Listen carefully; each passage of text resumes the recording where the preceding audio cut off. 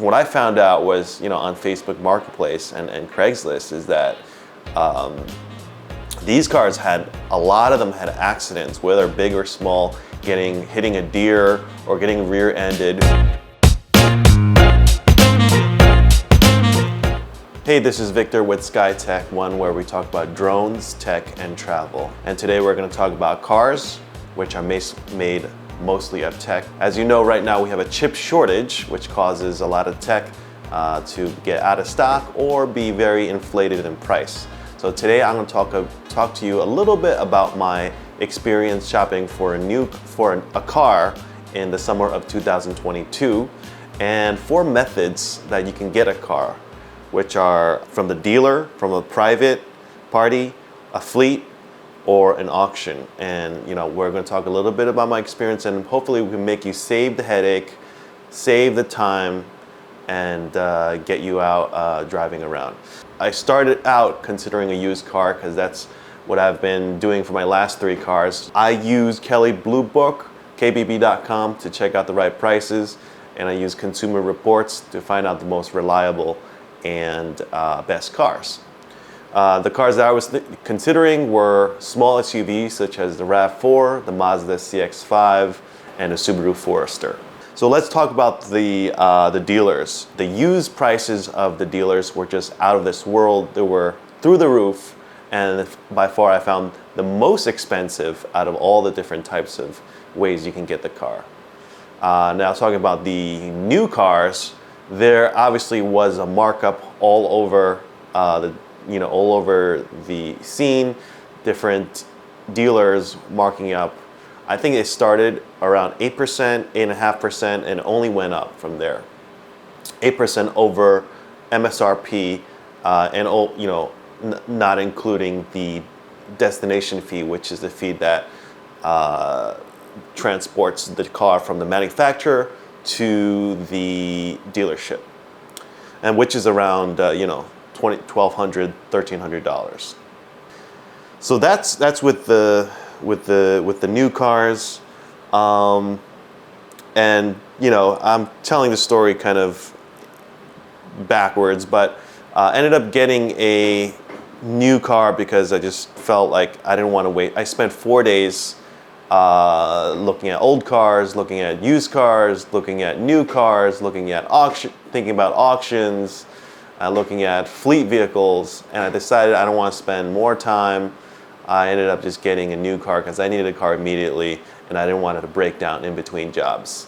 Let's go talk about private dealers. So this is where I spent a lot of time, probably the most time. In terms of private cars, there were cars that were newer cars, I would say, within the last 3-4 years, and then there were old cars, and the old cars were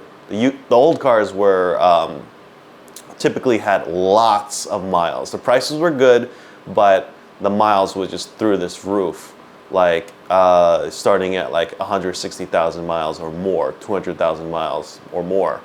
But technically, I wouldn't really say these prices are good because, you're probably gonna fix more or less down the line.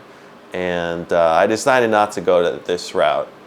Then there was also the route of getting slightly used cars, 1 or 2 or 3 or 4 years.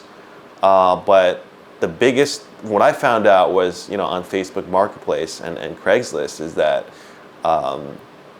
these cars a lot of them had accidents, whether big or small, hitting a deer or getting rear-ended, which can also cause different shifts and affect different components inside the car, within the car, under the car.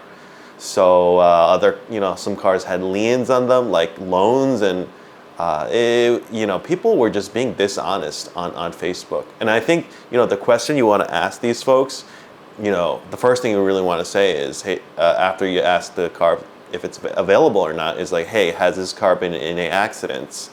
Most of them will be honest and they'll say, hey, there's small accident, whatever. And some might not even say that there's an accident. And then you go on autocheck.com. Oh, and that's the third thing I went on, AutoCheck, or similar to Carfax. People were just a lot of folks were being dishonest, and you kind of just, you know, waste $10 every time you get fooled and thinking that the car has no accidents. So after that, I quit. And then I want to talk about fleet cars. You know, my uncle told me that fleet cars might be a good deal.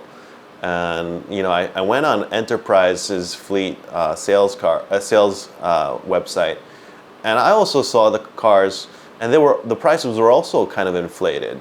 And most of the cars were like American cars, and I'm not interested in American cars.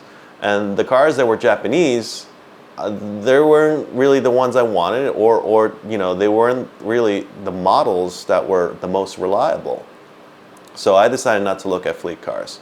And then talking about auctions, I live in New York City, and I was able to talk to a couple of, I was able to get the contact for a few auctioneers, but if you don't speak Chinese, that's not going to work. So these Chinese auctioneers, mechanics, they kind of just, their job is to find people cars and bid and whatnot. So just a little example, like Toyota RAV4 XLE, 5 years old with 52,000 miles, was starting at $22,000, and that was already not very cheap, and it ended up being $25,700 at the end, and that was the winning bid. So definitely not like not saving money at all. But you know, you don't have to deal with a used car dealer or used car. Someone with a used car private party, or have to bring it to a mechanic. So they'll do that for you, and they'll do, you know, the title and all that, registration and all that stuff for you. So you are kind of saving some time with that. And then another example was the Forester Touring, an 8-year-old car with 49,000 miles for $1,700 starting price. Definitely not really cheap, and kind of old too. So as a conclusion, I would say if you have the money, buy new if you can afford it. That, you know, it's like with the least amount of inflation. But obviously, if you can wait, you should definitely wait. But you know, you don't really know when this chip shortage is going to be over. Some people say that it's going to be over very soon. Some say it's going to, you know, pan out to 2023. So you decide. I would say another thing is maybe you can buy used cars if you know how to, an older model if you want to save money, but you know how to fix your own car, or you know a good mechanic. That might be a good option. But I would definitely not buy from a used car dealer. And I kind of don't recommend an auction unless you want to, like if you want to save money, I kind of don't recommend the auction. But if you don't want to deal with you don't want to deal with a seller, a private seller, you don't want to, you know, vet the car through a mechanic, check the car before you buy. You know, maybe, and you want to save some time, maybe that is a good option. You can look into it. So that's pretty much it. I hope you found this video helpful, and if you did, make sure to hit that like button. If you like tech, drone videography, and travel, make sure you hit that subscribe button. And you know, if you want to check out one of my other videos, you can find it here or here. And again, this is Victor with SkyTech1, and I hope to see you in the next one.